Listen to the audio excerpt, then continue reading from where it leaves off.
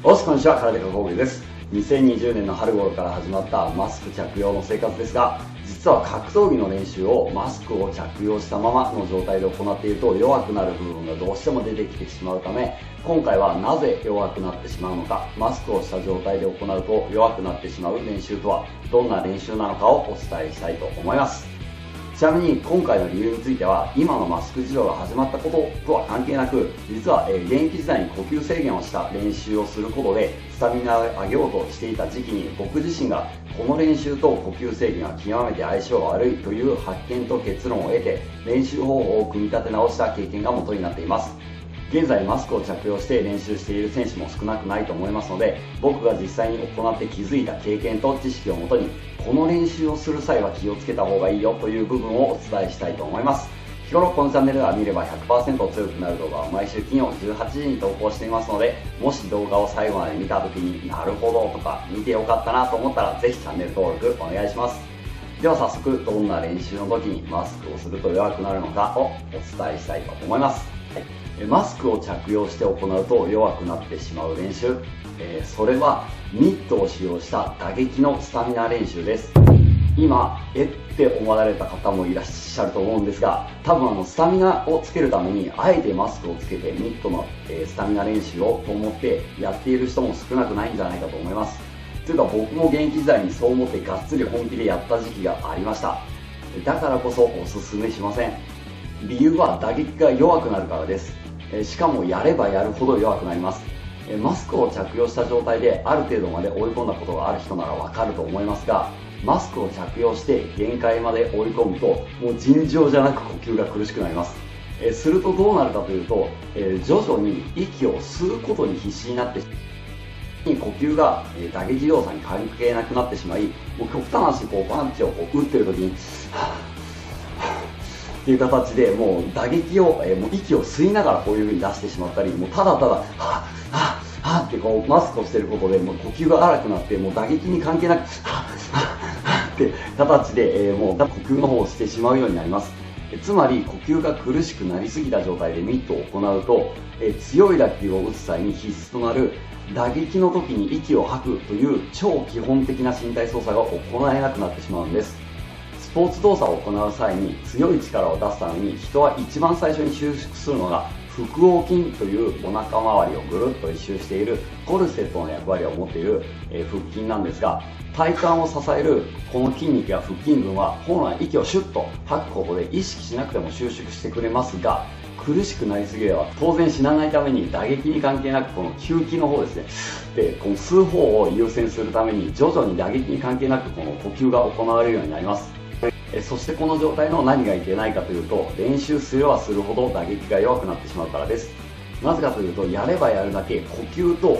打撃がずれた状態の練習を繰り返すことになり、脳が、その動作を記憶してしまうため、1ヶ月ほどすると打撃と呼吸のタイミングがわずかですが少しずつずれて合わなくなるようになります。実は僕が現役時代に呼吸制限マスクで練習を始めて1ヶ月を過ぎたあたりから、なんか最近打撃のインパクトが微妙に合わなくて弱くなってきている気がするけどなぜだろうという感覚に陥りました。それまでの復習をしてもフォームでは不十分な点は見つからず、いろいろ試してみても 7,8 割程度は威力は出せるけど、なぜか 100% の打撃にならないという状態になりました。原因がわからないまま何日間か練習を続けていた時に、呼吸制限のミット中にこの時は呼吸と打撃がどうしてもずれちゃって、毎回後半は全然インパクトが出せないなと思った時に、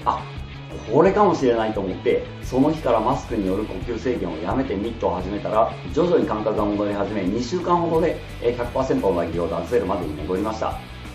このことから呼吸制限をしたことで、呼吸と打撃がずれた動作を繰り返せば脳が記憶してしまい、打撃が弱くなることを体感しました。そのため現役時代にこの事実に気づいてからは、ミットの時には絶対にマスクを着用しないようにしていました。しかも以前ご紹介したこういったハートレートモニターっていって、この胸のところにつけて心拍を測る機械なんですが、こちら心拍を測定していただくとすぐに分かることなんですが、マスクを着用すると呼吸制限が原因でしんどさですね、体感するしんどさが上がってしまうため、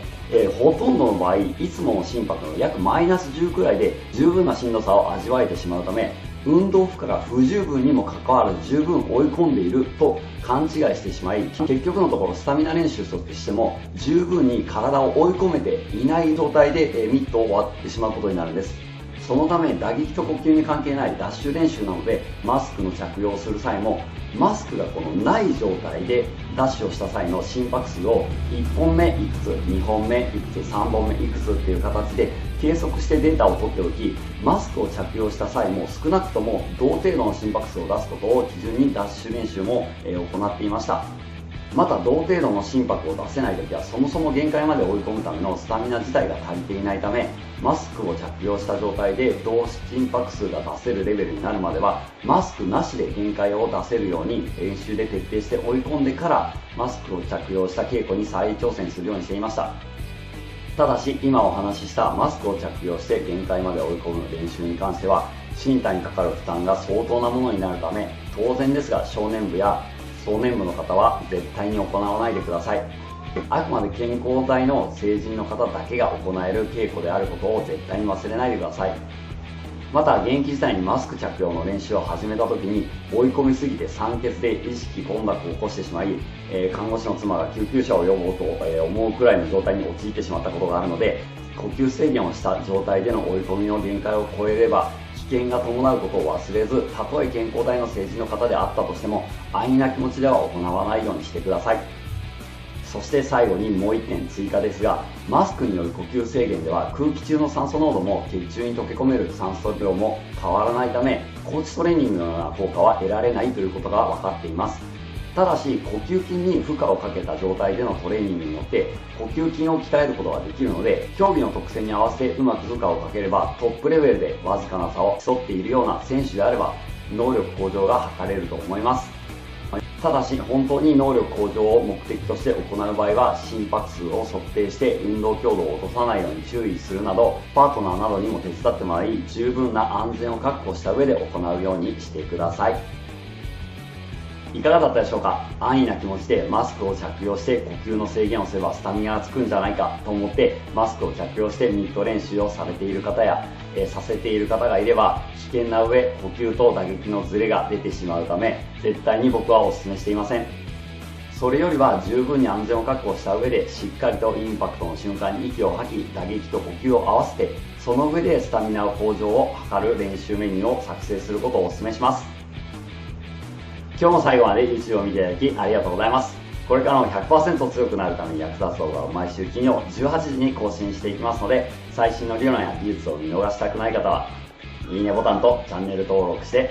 空手家ボーキスの YouTube 道場で一緒に強くなりましょう。おっす。技術開始の一歩目となる今回は入会した費用をこの1本だけで回収できてお釣りが来るぐらいの知識をお届けしたいと思います。絶対に受けられない左の下突きを今回ちょっとお届けしたいと思います。じゃあ普通に打つんで後ろはい。じゃあまずだけそうで、ちょっと変えます。ガクガクです。打ちます。そんな感じですね。息をコントロールするとか息切れさせる方法とか、それに加えて実はそれをすると相手を効かせやすくなるのでちょっとそこについて、解説していきたいと思います。空手家高血のオンライン教室では随時更新される動画でこれまで明かされてこなかった高血のマル秘技術の解説はもちろん、コラボの裏側や指導方法、これまで高血が取り組んできた練習メニューなどなど強くなるための知識を余すことなく公開しています。強くなりたい、強くしてあげたい、そんなあなたにぴったりの知識を配信しています。しかも動画配信型なので忙しくて学びに行く時間がない、決まった時間や曜日に縛りがあると難しい、そんな方でもオンラインで自分が見たい時間に見たいだけ何度でも繰り返し見ることが可能です。 FKO の大会の選手の中でちょっと気になったテクニックというか、めちゃくちゃ面白いテクニックがあって、ぜひちょっと紹介したいなと思って、今日は内容を急遽変更してお届けしたいと思います。分かる人には分かると思いますが、この距離ぐらいで、ハイキックの前にサウスポースタイルになります。でこの状態で、こう考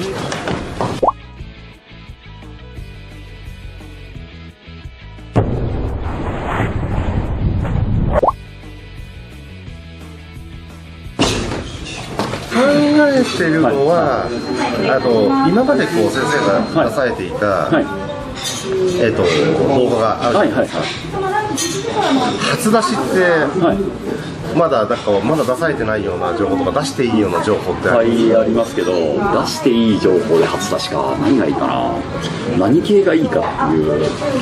蹴り突き、いや2つともいただきたいですね。空手だったら強くなる人ならない人の違いを今回ちょっと書きました。で、ちょっと分かりやすいんで、空手の試合に関してで説明しますが、例えばですが全日本とかでチャンピオンになって優勝した後に勝てなくなっちゃう人がいます。全日本クラスでも、優勝した後に、成長できない人が、ね、いるんですが、みんなも、地方の大会とかもそうだね、出た後に強くなる人ならない人の違い、